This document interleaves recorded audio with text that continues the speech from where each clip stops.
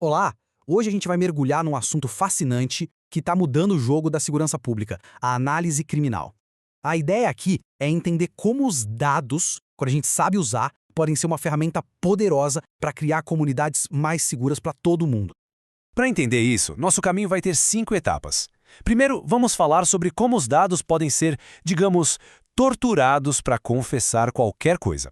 Depois, a gente vai ver uma virada de chave fundamental, do policiamento que reage para um que previne. Daí, a gente investiga de onde vêm os dados brutos antes de olhar o crime por 3 lentes de análise diferentes. E por fim, vamos ver como tudo isso se junta para criar estratégias que realmente funcionam. Para começar, olha só que interessante essa frase do historiador Andrew Lang. Ela captura perfeitamente o nosso desafio. Muitas vezes os números são usados só para dar apoio a uma ideia que já existe, sabe? Em vez de serem usados para, de fato, iluminar o problema. E é daí que nasce boa parte da desconfiança que as pessoas têm com estatísticas. E essa é a grande pergunta que a gente quer responder hoje. Como é que a gente sai dessa função de poste e começa a usar os dados para iluminar de verdade? A resposta, como vamos ver, está num processo bem estruturado, que é a análise criminal. E a nossa primeira parte vai direto nesse ponto da desconfiança. Afinal, por que a gente olha para a estatística sempre com o pé atrás, hein? Essa outra frase aqui é muito forte e muito verdadeira. Sem um método, sem rigor, os dados podem ser torcidos para confirmar qualquer história. O problema, veja bem, não está nos dados em si, mas na forma como a gente interroga eles. E o que leva a essa desconfiança toda? Bem, os motivos são bem concretos. Por exemplo, usar amostras muito pequenas que não representam a realidade de verdade. Às vezes, as distorções são feitas de propósito, só para provar um ponto. Sabe aquelas perguntas de pesquisa que já te levam para uma resposta? Pois é. Tem também os gráficos que visualmente te enganam. E, claro, um fator importantíssimo, a pressão política para que os números mostrem o resultado que alguém quer ver. É justamente para combater esse tipo de mau uso que surge uma nova forma de pensar o policiamento, o que nos leva direto para a nossa segunda sessão. É uma mudança de mentalidade bem radical. Esse quadro aqui deixa a diferença bem clara. O modelo tradicional é o da reação. O crime acontece, a polícia responde. O foco é chegar rápido, prender gente. Já a nova perspectiva é proativa. O objetivo aqui não é só responder, mas evitar que o crime aconteça. É ir mais fundo, analisar as causas do problema. E a grande ferramenta para essa nova perspectiva é justamente a análise criminal. É super importante entender que isso é muito mais do que só fazer uns gráficos e mapas coloridos, sabe?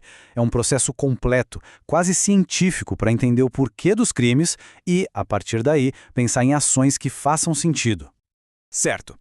Mas, para analisar, a gente precisa de dados.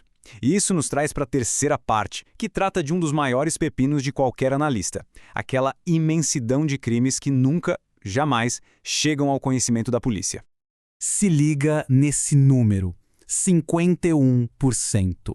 Um estudo do Instituto de Criminologia da ONU estima que mais da metade de todos os crimes simplesmente não são notificados. É o que chamam de cifra oculta da criminalidade. Ou seja, os dados oficiais que a gente vê são só a pontinha do iceberg.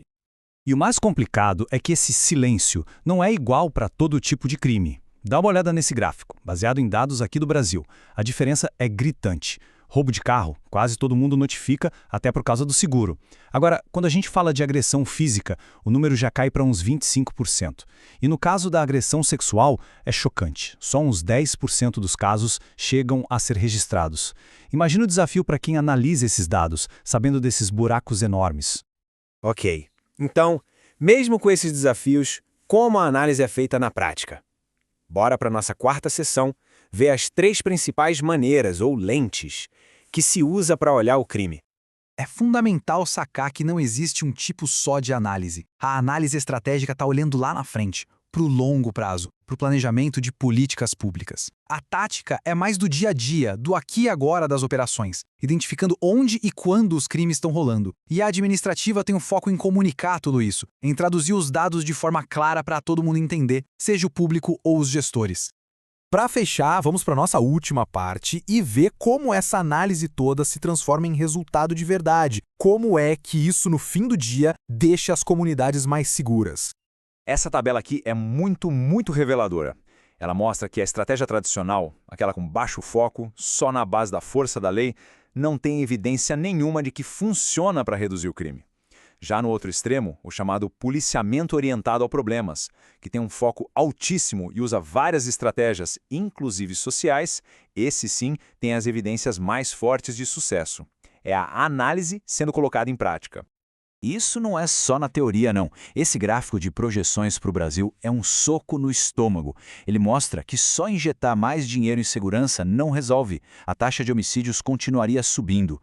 A queda de verdade só acontece quando se combina ações de polícia com ações sociais, como reduzir a desigualdade. A análise mostra o caminho, preto no branco. E essa frase aqui redefine completamente o papel do analista criminal.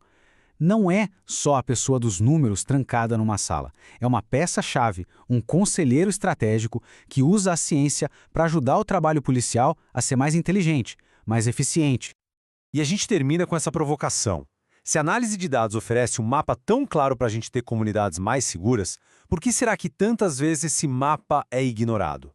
A questão, no fim das contas, talvez não seja sobre ter os dados, mas sim sobre ter a vontade e a coragem de agir com base no que eles estão mostrando para a gente.